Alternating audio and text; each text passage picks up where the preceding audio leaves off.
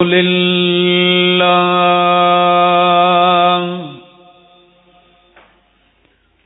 الحمد لله الذي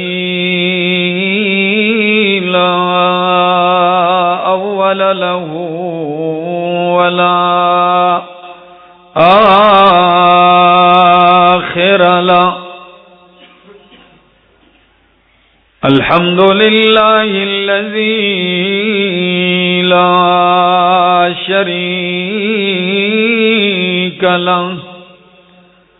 لا شريك له في الذات والصفات والصلاة والسلام على من أرسل بالبراهين والبينات وعلى آله وأصحابه وأهل بيته الطيبين الطاهرات أما بعد فأعوذ بالله من الشيطان الرجيم بسم الله الرحمن الرحيم قل هو الله أحد الله الصمد لم يلد ولم يولد ولم يكن له كفوا أحد سبحان ربك رب العزة عما يصفون وسلام على المرسلين والحمد لله رب العالمين.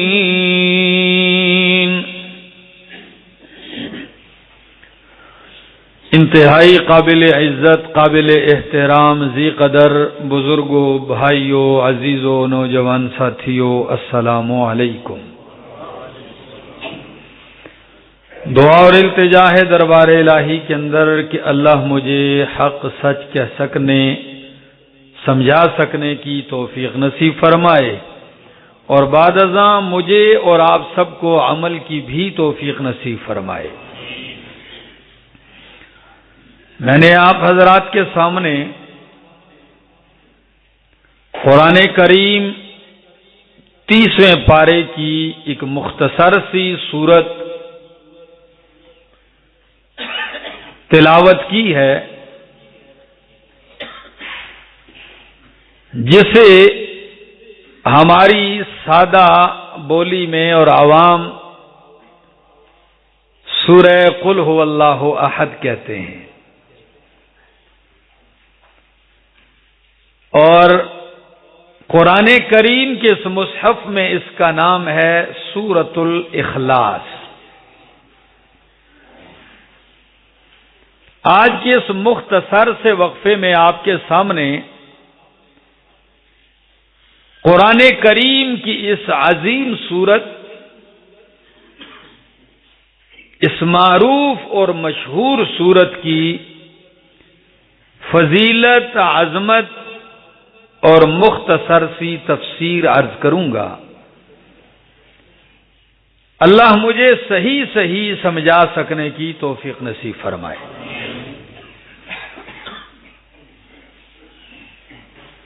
سورۃ الاخلاص مکی سورت ہے اور 4 آیات ہیں.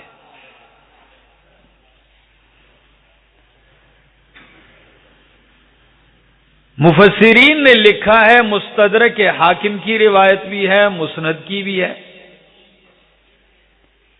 کہ نبی کریم صلی اللہ تعالی علیہ وسلم کے پاس مشرکین کے کچھ لوگ آتے ہیں، وفد آتا ہے. اور ایک دوسری روایت میں ہے کہ نجران سے عیسائیوں کا ایک وفد آیا اور وہ کہنے لگے انصب لنا ربک،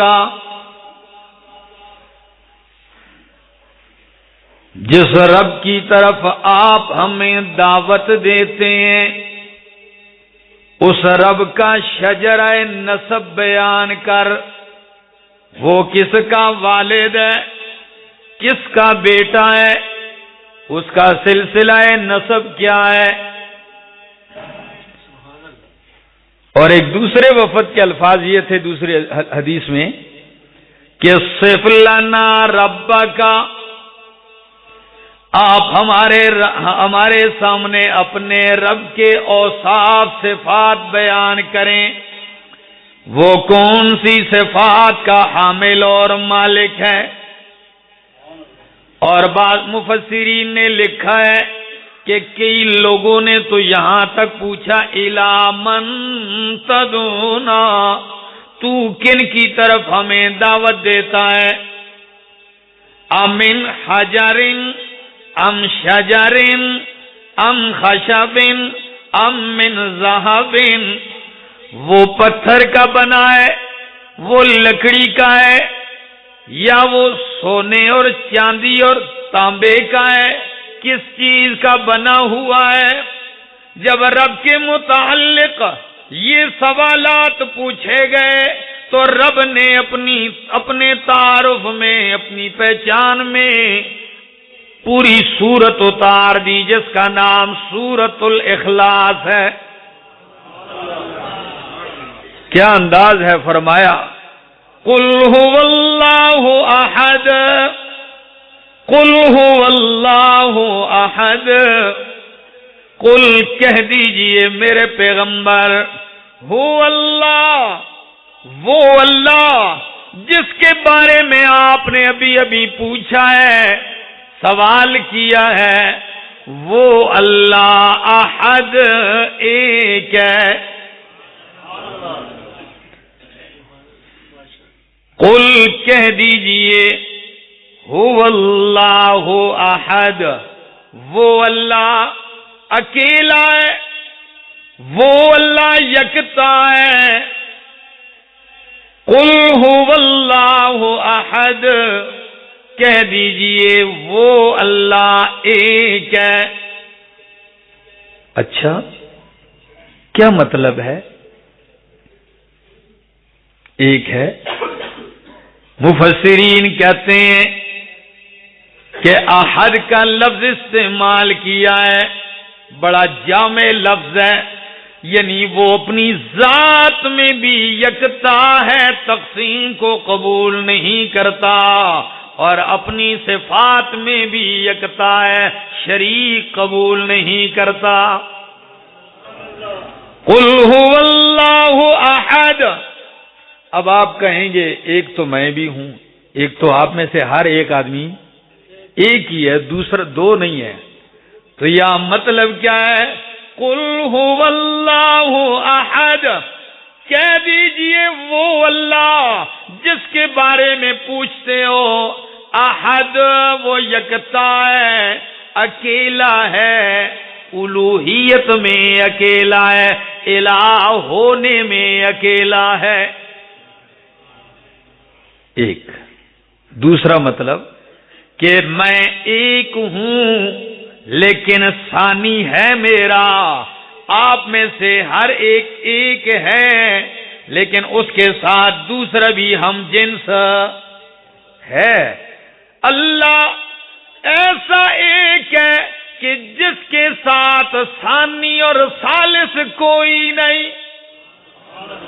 قل هو اللہ احد، اور بعض مفسرین کہتے ہیں لفظ احد بھی ہے، لفظ واحد بھی ہے، دونوں لفظ استعمال ہوئے اللہ کے لیے۔ ایک مقام پہ یوں استعمال ہوا جب قیامت کے دن اللہ پوچھیں گے لمن الملک اليوم، آج کے دن کس کی بادشاہی ہے، آج کے دن کس کی حاکمیت ہے، کوئی نہیں بولے گا، اللہ خود ہی فرمائیں گے للہ الواحد القہار، للہ الواحد القہار، اکیلے اور غالب اللہ کی بادشاہی ہے، تو یہاں واحد کا لفظ استعمال کیا، اور سورہ اخلاص میں فرمایا قل هو اللہ احد۔ اب فرق کیا ہے؟ علماء کہتے ہیں کہ واحد کا اطلاق عام بندوں پر ہوتا ہے، واحد، اثنان، ثلاثہ، ایک، دو، تین، ٹھیک ہے؟ میں واحد بندہ ہوں جو اس وقت تقریر کر رہا ہوں آپ کے سامنے، ٹھیک ہے؟ فلاں واحد آدمی ہے جو اس کام میں مصروف، تو واحد کا لفظ، لیکن اللہ کے سوا کسی ایک کے اوپر احد کا لفظ نہیں بولا جاتا۔ احد یہ اللہ ہی کے ساتھ خاص ہے۔ تو فرمایا قل هو اللہ احد، اور یوں سمجھ لیجئے کہ جو نہ ذات میں تقسیم کو قبول کرتا ہے تعدد کو، نہ صفات میں تقسیم کو قبول کرتا ہے، اللہ احد، وہ اللہ جس کا پوچھتے ہو وہ اکیلا ہے، یکتا ہے۔ اللہ الصمد، اللہ بے نیاز ہے۔ عام اردو کے تراجم میں یہ لفظ استعمال کیا جائے، اللہ الصمد، اللہ بے نیاز ہے، ٹھیک ہے جی؟ اور دوسرا لفظ یہ بھی استعمال کیا جاتا ہے، اللہ بے حاجت ہے۔ اور شاہ عبد القادر محدث دہلوی رحمہ اللہ نے اپنی تفسیر موضح القرآن میں ہندی کا ایک لفظ استعمال کیا ہے، اللہ احد اللہ الصمد، کہ اللہ نرادھار ہے۔ کیا؟ سید عطا اللہ شاہ بخاری رحمہ اللہ فرماتے ہیں، جیل میں اسی ترجمے پہ نظر پڑی، سمجھ نہیں آیا نرادھار کا مطلب کیا ہے۔ جیل کے اندر ایک ہندو پنڈت بھی تھا، اس کے پاس میں گیا، میں نے پوچھا کہ نرادھار آپ کی بولی میں کسے کہا جاتا ہے؟ تو پنڈت کہنے لگا کیوں، آپ کا کیا مسئلہ ہے؟ میں نے کہا میرا ایک مسئلہ پھنسا ہوا ہے، آپ بتائیں۔ کہنے لگا ہماری ہندی بولی میں نرادار ہم اس شخص کو کہتے ہیں گاؤں میں، علاقے میں، شہر میں، کہ پورا گاؤں اس کا محتاج ہو اور وہ گاؤں میں کسی کا محتاج نہ ہو۔ شاہ جی فرماتے میں جھوم گیا، میں نے کہا پنڈت جی تیرا گاؤں کا نرادار کیا ہوگا؟ حقیقی نرادار تو اللہ ہے کہ ساری کائنات اس کی محتاج ہے اور وہ مخلوق میں کسی کا محتاج نہیں ہے۔ اللہ الصمد، اللہ بے حاجت ہے، اللہ بے نیاز ہے۔ اور سند المفسرین مولانا حسین علی الوانی رحمہ اللہ فرماتے ہیں کہ کسی شخص کا، کسی کا بھی، کہیں بھی کوئی کام اس کے بغیر نہ ہوتا ہو اور اس کا ہر کام ہر کسی کے بغیر ہر وقت ہوتا ہو۔ اور چونکہ عطا اللہ شاہ بخاری رحمہ اللہ تو خطیب بھی تھے، تو اپنے خطیبانہ انداز میں یوں کہتے تھے کہ لوگوں صمد وہ ذات ہے کہ جس کے بغیر کسی کا کام نہ چلتا ہو اور اس کا کام ہر کسی کے بغیر چلتا ہو۔ خیر، قل هو اللہ احد، کہہ دیجئے اللہ یکتا ہے، اکیلا ہے۔ اللہ الصمد، اللہ بے نیاز ہے، بے حاجت ہے، نرادھار ہے۔ لم یلد، اس نے کسی کو جنا نہیں ہے، اس سے کوئی پیدا نہیں، اس کی کوئی اولاد نہیں۔ ولم یولد، اور نہ وہ جنا گیا ہے، یعنی اس کا کوئی والد نہیں ہے، کوئی باپ نہیں. وَلَمْ يَكُنْ لَهُ كُفُوًا أَحَدٌ، اور کوئی اس کا ہمسر اور شریک نہیں ہے. یہ تو ایک خلاصہ تھا. سورت کو مفسرین فرماتے ہیں ایک نام سورت الاخلاص ہے. سورت الاخلاص کیوں کہتے ہیں؟ اس لیے کہ اخلاص کا معنی ہوتا ہے خالص کرنا. اس سورت میں بندہ اللہ کے لیے توحید کو خالص کرتا ہے، اس لیے اس کا نام کیا ہے؟ سورت الاخلاص. اللہ نے اس میں اپنے لیے توحید کو خالص کیا ہے. دوسرا نام سورت کا سورت النجات. امام رازی نے اپنی تفسیر کبیر میں، امام آلوسی نے روح المعانی میں، خطیب شربینی نے اپنی تفسیر میں، زاد المسیر میں، اور میرے سامنے علامہ ابن عاشور کی التحریر والتنویر، 22 نام اس سورت کے ہیں. کتنے؟ اور کثرت الاسماء تدل علی شرف المسمى، کیونکہ نام زیادہ ہے تو عظمت بھی زیادہ ہے، شرافت بھی زیادہ ہے. سورت النجات اس لیے کہتے ہیں کہ اس میں جو عقیدہ بیان کیا گیا ہے، نجات کا دار و مدار اسی پر ہے، توحید پر ہے. اور اس سورت کا نام سورت الولایت بھی ہے. ولایت یہ لفظ تو آپ سنتے بھی ہیں، کہتے بھی ہیں، فلاں کو ولایت مل گئی، فلاں ولی ہے. تو اس سورت کو ولایت اس لیے کہتے ہیں کہ یہ عقیدہ اپنا لے، ڈٹ جائے، سمجھ جائے، مان جائے، وہ بندہ اللہ کا ولی بن جاتا ہے. اور اس سورت کا نام سورت المعرفت بھی ہے. سورت المعرفت اس کو کیوں کہتے ہیں؟ اس لیے کہ اس سورت کے بغیر، اس عقیدے کے بغیر، اس شان کے بغیر جو رب کی اس صورت میں بیان کی گئی ہے، رب کی معرفت نہیں حاصل ہو سکتی. سورت الاخلاص سمجھے نہ تو رب کی معرفت کیسے آئے گی؟ اور یہاں تو ظلم یہ ہے کہ سمجھنا تو درکنار ہے، لفظ بھی کسی کو نہیں آتے سورہ اخلاص کے. بنے ہوتے ہیں قوم کے امیر المومنین اور سورہ اخلاص بھی نہیں آتی. ایک دوسرا نام ہے سورت کا یہ بھی ہے سورت النور، اس لیے کہ اس میں وہ عقیدہ بیان کیا گیا ہے جو واقعی نور ہے، نور توحید، نور ایمان ہے. اور اس سورت کا نام سورت التوحید، سورت التفرید، سورت التجرید بھی ہے. اور اس کا ایک نام سورت الجمال بھی ہے، خوبصورتی. کیوں؟ کہ اسلام کی، دین کی اصل خوبصورتی ہی رب کی توحید ہے.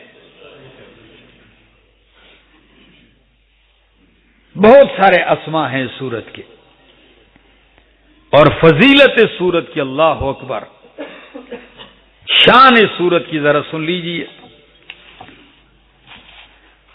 نبی کریم صلی اللہ تعالی علیہ وسلم صحابہ کی مجلس میں تشریف لائے، فرمایا کیا میں تمہیں، بلکہ لفظ یہ استعمال کیے مسلم کے جو الفاظ ہیں، فرمایا احشدوا، اکٹھے ہو جاؤ، جمع ہو جاؤ، فإنی سأقرأ علیکم ثلث القرآن، میں تم پہ قرآن کا تیسرا حصہ پڑھنے والا ہوں. اکٹھے ہو جاؤ. لوگ بھی تعجب کرتے ہوں گے کہ اسی مجلس میں قرآن کا تیسرا حصہ تو 10 پارے بنتے ہیں، یہ پڑھیں گے. فرمایا فحشد من حشد، تو جمع ہو گئے جو جمع ہونے تھے. ثم خرج النبی صلی اللہ علیہ وسلم، پھر اللہ کے پاک پیغمبر تشریف لائے، فقرأ قل هو اللہ احد، یہ لفظ پڑھا قل هو اللہ احد، ثم دخل، یہ لفظ کہا پھر حجرے میں تشریف لے گئے۔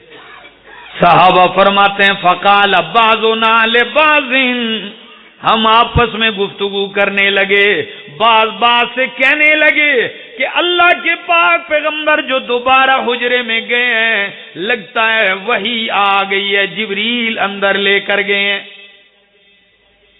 ہو سکتا ہے جبریل ان کو حجرے میں لے گئے ہوں۔ پھر اللہ کے پیغمبر دوبارہ تشریف لائے، فرمایا انی قلت سأقرأ علیکم ثلث القرآن، میں نے کہا تھا کہ میں قرآن کا تہائی حصہ پڑھوں گا، تو سن لیجئے الا انہا تعدل ثلث القرآن، آپ نے سورہ اخلاص پڑھی اور فرمایا یہ قرآن کے تیسرے حصے کے برابر ہے۔ سوچنے کی بات تو ہے کہ آیتیں 4 ہیں اور برابر قرآن کے تیسرے حصے کے، تعجب ہوتا ہے لیکن اس میں تعجب کی کوئی بات نہیں۔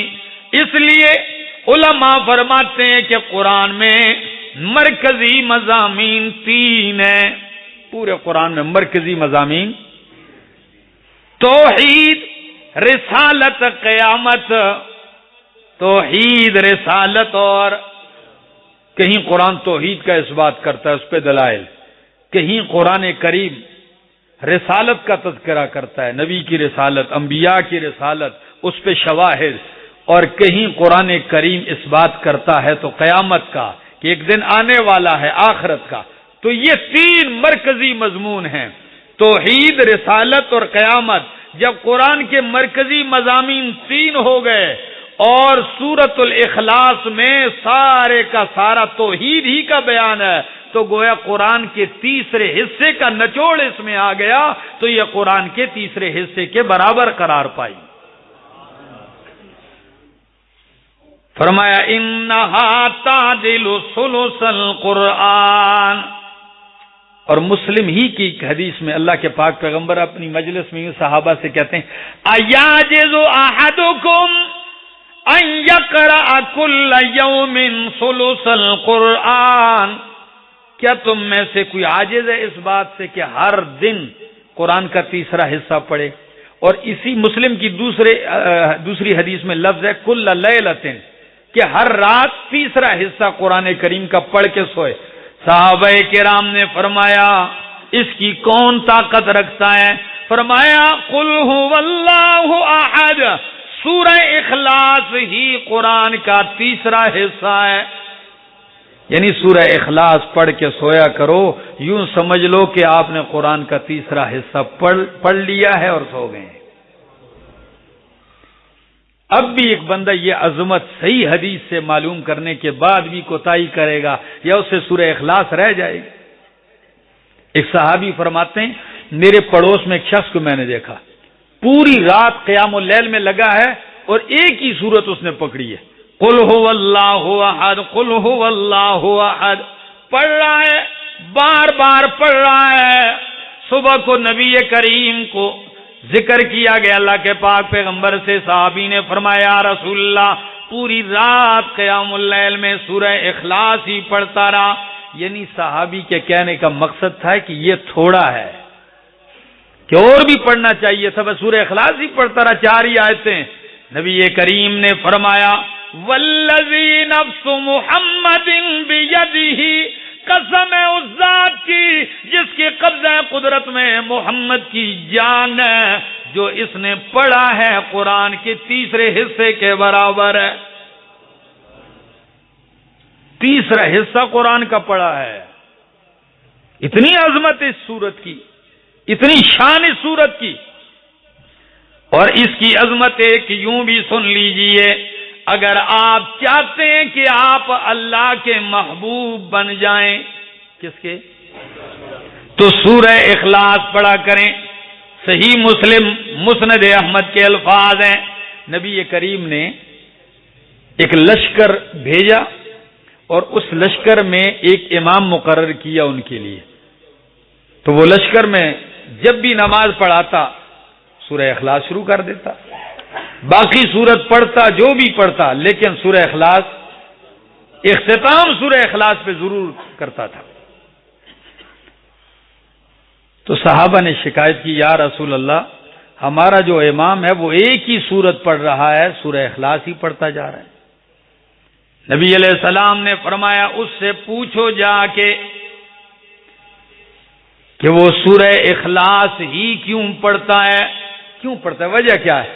تو وہ کہنے لگا انی احبھا، میں اس لیے پڑھتا ہوں کہ مجھے سورہ اخلاص سے محبت ہے، اس میں اللہ کی شان بیان کی گئی ہے۔ نبی کریم نے فرمایا جاؤ اسے خبر دے دو کہ اللہ تجھ سے بھی محبت کرتا ہے۔ جب تو سورہ اخلاص سے محبت کرتا ہے تو اللہ تجھ سے محبت کرتے ہیں، سبحان اللہ۔ دوسری حدیث پڑھنے لگاؤں، مسجد قباء میں امام مقرر کیا گیا، وہ امام صاحب بھی جب بھی نماز پڑھاتے ہیں اختتام سورہ اخلاص پہ کرتے ہیں۔ مقتدیوں نے کہا حضرت جی امام صاحب کوئی اور سورت بھی پڑھ لیا کریں، اس سورت کو آپ نے بس لازمی جز قرار دیا ہے، آپ پڑھتے ہی جا رہے ہیں۔ وہ کہنے لگا اگر آپ نے مجھے امام رکھنا ہے ٹھیک ہے، ورنہ میں امامت چھوڑ دوں گا لیکن سورہ اخلاص نہیں چھوڑوں گا۔ تذکرہ اللہ کے پاک پیغمبر کے سامنے کیا گیا، نبی علیہ السلام نے فرمایا فاسألوہ، پوچھو اس سے کہ ما یلزمہ سورۃ الاخلاص، کہ اس کو سورہ اخلاص پہ کس چیز نے مجبور کیا ہے، سورہ اخلاص کس نے لازم قرار دی ہے، کیوں پڑھتا ہے؟ وہ کہنے لگا اس لیے کہ اس میں رحمان کی صفات ہیں، اس وجہ سے مجھے اس سورت سے محبت ہے۔ تو جواب پیغمبر سنیے، فرمایا ان حبک ایہا ادخلک الجنہ، تجھے سورہ اخلاص کی محبت نے جنت میں داخل کر دیا ہے۔ میرے دوستو اس سورت کو اپنا ورد بنا لیجئے، پڑھتے جائیے، اور دعاؤں کی قبولیت کا سبب بھی ہے۔ اگر آپ چاہتے ہیں دعا قبول ہو، سورہ اخلاص کو اپنی دعا میں شامل کر لو۔ مسند احمد کے الفاظ ہیں، اللہ کے پاک پیغمبر صلی اللہ تعالی علیہ وسلم عن محجن ابن الادرا ان النبی صلی اللہ علیہ وسلم دخل المسجد، نبی کریم مسجد تشریف لائے، فَإِذَا هُوَ بِرَجُلٍ قَدْ قَضَى صَلَاتَهُ، دیکھا کہ ایک بندہ نماز پڑھ چکا ہے، وَهُوَ يَتَشَهَّدُ، تشہد میں بیٹھا ہوا ہے، وَيَقُولُ، اور کہہ رہا ہے اللہم انی اسألوک بأنک الواحد الاحد الصمد الذی لم یلد ولم یولد ولم یکن له کفوا احد ان تغفر لی ذنبی انک انت الغفور الرحیم۔ لفظ پہ غور کیجیے، اللہ کے نبی کان لگا کے سن رہے ہیں، وہ شخص دعا کیا کر رہا ہے کہ اللہ انی اسألوکا، اللہ میں آپ سے سوال کرتا ہوں، مانگتا ہوں، کس وسیلے سے؟ بِأَنَّكَ الْوَاحِدُ الْأَحَدُ الصَّمَدُ الَّذِي لَمْ يَلِدْ وَلَمْ يُولَدْ وَلَمْ يَكُنْ لَهُ كُفُوًا أَحَدٌ، اللہ اس وسیلے سے کہ تو واحد ہے، تو احد ہے، تو صمد ہے، لم یلد ولم یولد ولم یکن له کفوا احد، یہ سارے الفاظ کہے، اس وسیلے سے میں مانگتا ہوں کہ تو میرے گناہ معاف کر دے. وہ دعا کر رہا ہے. اللہ کے پیغمبر فرماتے ہیں 3 دفعہ قد غفر لہ قد غفر لہ قد غفر لہ، تحقیق اس کی مغفرت کر دی گئی ہے. مسند احمد ابن حنبل رحمہ اللہ، یہ اس کی حدیث ہے. اور بالکل اسی طرح ایک دوسرا واقعہ ہے، آپ وہ بھی ذرا سن لیجئے. نبی کریم صلی اللہ تعالی علیہ وسلم مسجد تشریف لا رہے ہیں. یہ جو حدیث ہے یہ عبید اللہ ابن یزید رضی اللہ تعالیٰ عنہ کی ہے. وہ فرماتے ہیں، اپنے باپ سے نقل کرتے ہیں، ان النبی صلی اللہ علیہ وسلم سمع رجلا، ایک بندے کو سنا، یصلی، نماز پڑھ رہا ہے، دعا کر رہا ہے، یدعو، دعا کر رہا ہے، اور کیا کہتا ہے؟ یقول اللہم انی اسألک بانی اشہد ان لا الہ الا انت الاحد الصمد الذی لم یلد ولم یولد ولم یکن لہ کفوا احد. میں اس وسیلے سے اللہ آپ سے التجا کرتا ہوں کہ میں گواہی دیتا ہوں اللہ کہ تو احد ہے، صمد ہے، لم یلد ہے، لم یولد ہے، ولم یکن لہ کفوا احد ہے. یوں کہے الفاظ. وہ دعا مانگ رہا ہے، نبی کریم کی تائید سن لیجئے. نبی کریم صلی اللہ تعالی علیہ وسلم فرمانے لگے، والذی نفسی بیدہ، قسم ہے اس ذات کی جس کے قبضہ قدرت میں میری جان ہے، لقد سألہ باسمہ الأعظم، کہ اس نے اللہ سے اسم اعظم کے واسطے سے سوال کیا ہے. یعنی اس حدیث سے معلوم ہوتا ہے کہ سورہ اخلاص پڑھ کے دعا کرو تو آپ نے گویا اسم اعظم کے وسیلے سے دعا کر دی ہے. اور اسم اعظم کیا ہے، کمال کیا ہے اس کا سن لیجیے. فرمایا اسم اعظم الذی اذا سئل به اعطى واذا دعی به اجاب. اسم اعظم وہ ہے جب اس کے ذریعے سوال کیا جائے تو وہ عطا کرتا ہے، جب اس کے ذریعے پکارا جائے تو وہ قبول کرتا ہے. یہ کمال ہے سورہ اخلاص کا کہ اسم اعظم ہے تو اپنی دعاؤں میں اس کو شامل کر لو. سورہ اخلاص پڑھ لی، پھر دعا کہ اللہ جو شان آپ کی اس صورت میں بیان کی گئی ہے اسی کے واسطے سے آپ کی بارگاہ میں التجا کرتا ہوں. ہماری دعاؤں کا حال کیا ہے؟ فلانے دا واسطہ ہی، فلانے دا واسطہ ہی، فلاں کا واسطہ ہے، فلاں کا واسطہ ہے. کوئی کیا کہہ رہا ہے، کوئی کیا کہہ رہا ہے، جو نہ قرآن سے ثابت ہو نہ سنت سے ثابت ہو. ایک تو یہ بھی عظمت. اور دوسری سن لیجئے، نبی کریم صلی اللہ تعالی علیہ وسلم نے فرمایا جو بندہ 10 مرتبہ سورہ اخلاص پڑھتا ہے، کتنی دفعہ؟ 10 مرتبہ سورہ اخلاص پڑھتا ہے. عن سہل بن معاذ بن انس عن ابیہ عن رسول اللہ صلی اللہ علیہ وسلم من قرأ قل هو اللہ احد 10 مرات بنى اللہ له بیتا فی الجنہ. یہ بھی مسند احمد کی حدیث ہے. 10 مرتبہ سورہ اخلاص پڑھتا ہے، اللہ اس کے لیے جنت میں ایک گھر تعمیر کرتے ہیں، جنت میں محل تعمیر کرتے ہیں.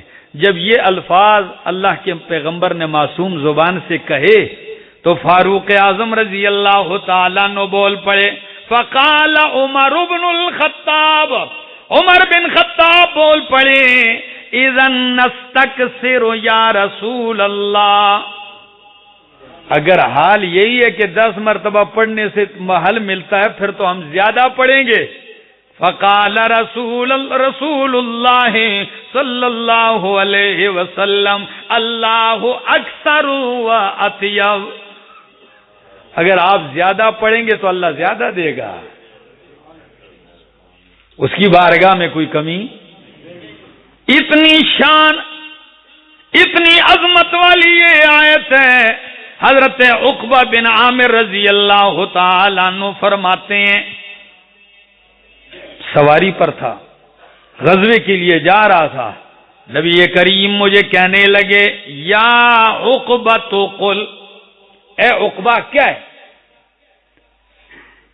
جب یہ لفظ پیغمبر کی معصوم زبان سے ادا ہوئے تو صحابی فرماتے ہیں عقبہ فاستمعت, میں نے کان لگائے کہ جو پیغمبر فرما رہے ہیں کہ کیا, تو اب کیا کہنا ہے وہ کہیں گے تو میں کہوں گا.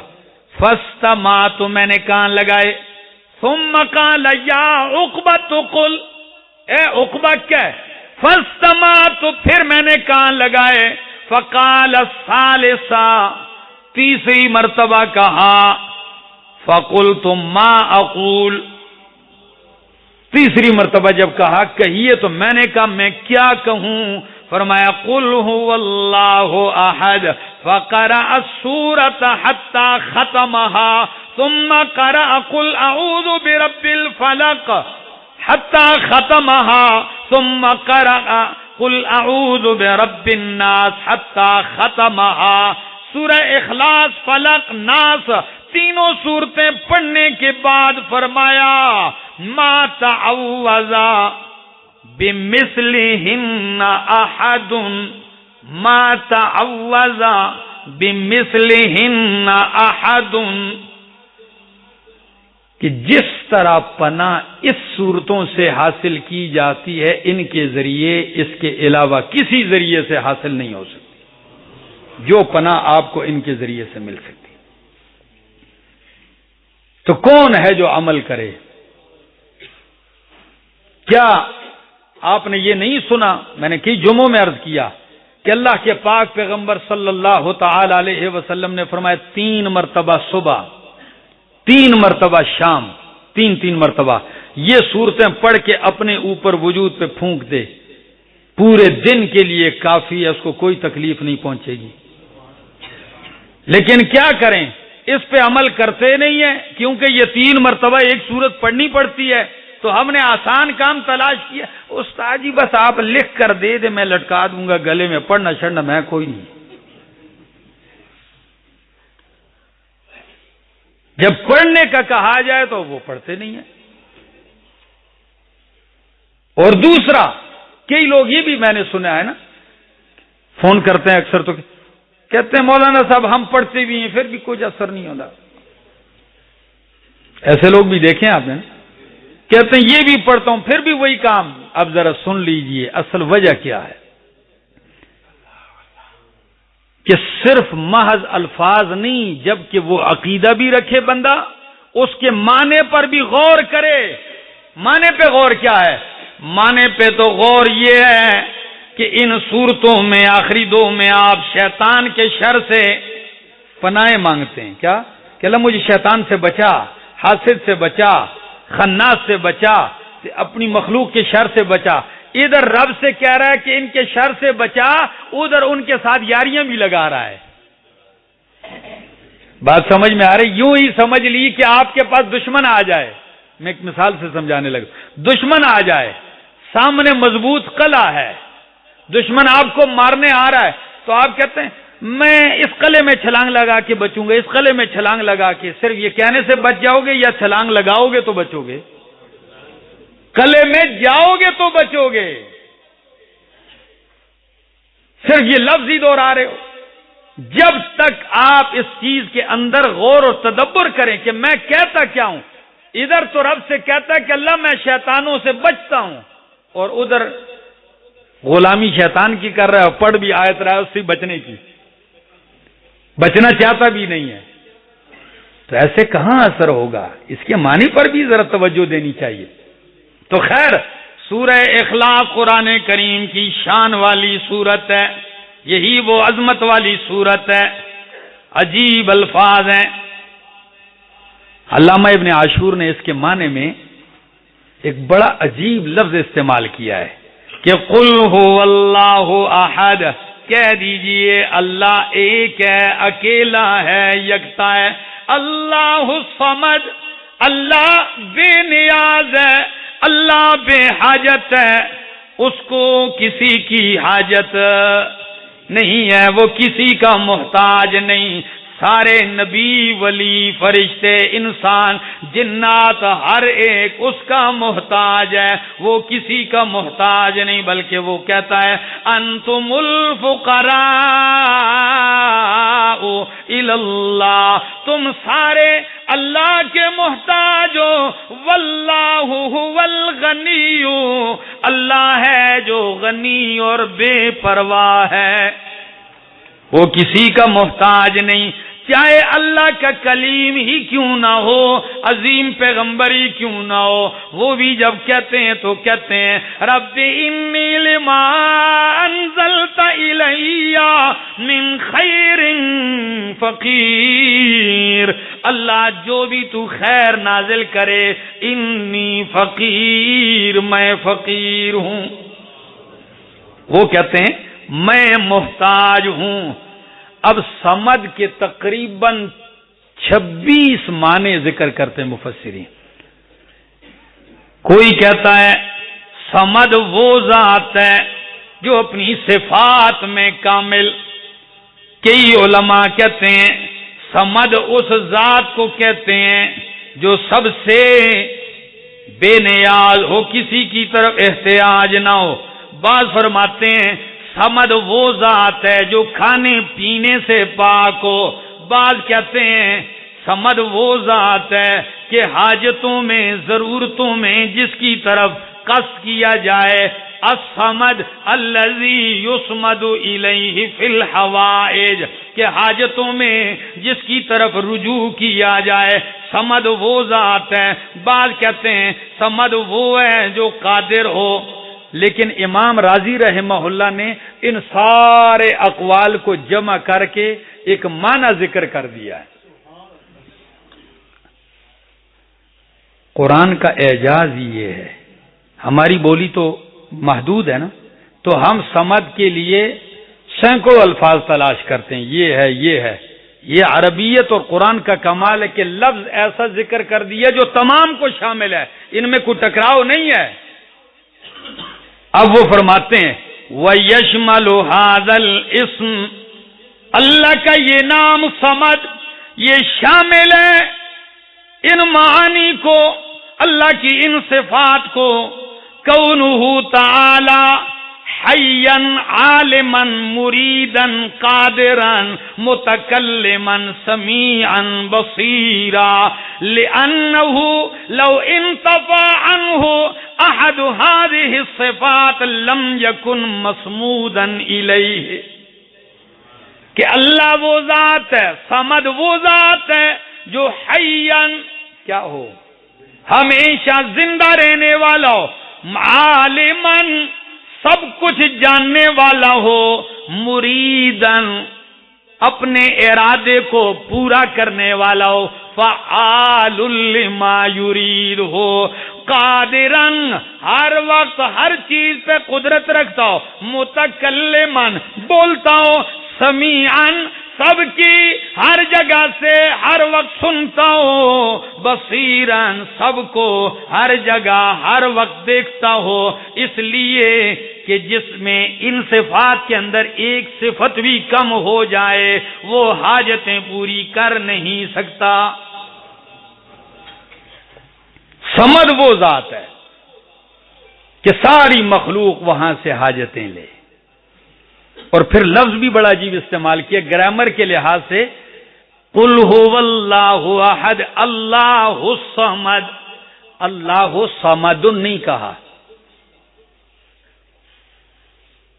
اس نقطے پہ غور کیجئے.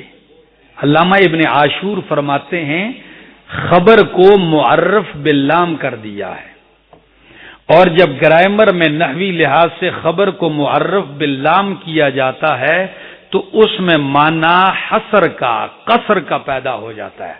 حصر. اب حصر کا معنی کیا ہے ذرا وہ سنیے. فرمایا قل هو اللہ احد، کہہ دیجئے وہی اللہ جس کے بارے میں پوچھتے ہو وہ اکیلا ہے، اللہ الصمد، وہی بے نیاز ہے، وہی ذات صمد ہے جس کی طرف حاجتوں میں رجوع کیا جاتا ہے. اللہ ہی صمد ہے. اللہ صمد کہا جاتا تو مانا ہوتا اللہ صمد ہے، غیر کی نفی نہ ہوتی، حصر نہ ہوتا. اللہ الصمد کہہ کے مانا کر دیا کہ صمد اللہ ہی ہے، تو مانا ہوا کہ حاجتیں پوری کرنے والا اکیلا اللہ ہی ہے. صرف اور صرف کون ہے؟ اللہ ہے. اللہ الصمد لم یلد ولم یولد، نہ اس نے کسی کو جنا ہے، لم یلد نہ اس نے کسی کو جنا ہے، نہ وہ کسی سے جنا گیا ہے، نہ اسے کسی نے جنا ہے. رد کر دیا مشرکین پر، یہودیوں پر، عیسائیوں پر، جن کا عقیدہ تھا عزیر ابن اللہ، عزیر اللہ کے بیٹے ہیں. عیسائی کہتے تھے قالت النصارى المسیح ابن اللہ، کہ عیسیٰ علیہ السلام اللہ کے بیٹے ہیں، اور مکے کے مشرک کہتے تھے فرشتے اللہ کی بیٹیاں ہیں. فرمایا لم یلد، اس نے کسی کو نہیں جنا، اس کی کوئی اولاد نہیں. جس طرح اولاد نہیں اس طرح والد بھی کوئی نہیں.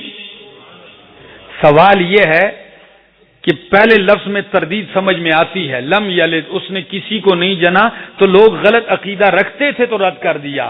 تو روئے زمین پر اللہ کے لیے والد کا قائل تو کوئی بھی نہیں رہا ہے، نہ پہلے ہوا ہے نہ آج ہے. پھر اس کی نفی کیوں کی؟ اشارہ کر دیا کہ توحید ہو اور کامل ہو تو وہ اسی صورت میں ہو سکتی ہے کہ جس کا شائبہ ہو سکتا تھا اللہ نے اس کو بھی رد کر دیا. اور پھر وجہ کیا ہے؟ جب اللہ کے لیے آپ شریک مانیں گے تو اس کے 3 درجے ہو سکتے ہیں. ایک یہ کہ اللہ سے کم تر مانیں کہ یہ اللہ کا شریک ہے لیکن کم درجے کا ہے. ایک یہ کہ اللہ کا شریک ہے لیکن برابر درجے کا. اور ایک وہ جو اللہ سے اوپر کا. تو تینوں درجے رد کر دیے. فرمایا لم یلد، اس نے کسی کو نہیں جنا، یعنی اس کا کوئی شریک اس سے نیچے درجے کا بھی نہیں ہے. ولم یولد، کوئی اس کا شریک اس سے اوپر درجے کا بھی نہیں ہے. وَلَمْ يَكُنْ لَهُ كُفُوًا أَحَدٌ، کوئی اس کا برابر اور ہمسر بھی نہیں ہے. نیچے بھی رد، برابر کی بھی تردید، اوپر کی بھی رد کر دیا. کسی درجے میں کوئی رب کا شریک نہیں ہے. اللہ قرآن اس عقیدے پر رد کرتا ہے، لیکن کس انداز میں ذرا غور کیجئے.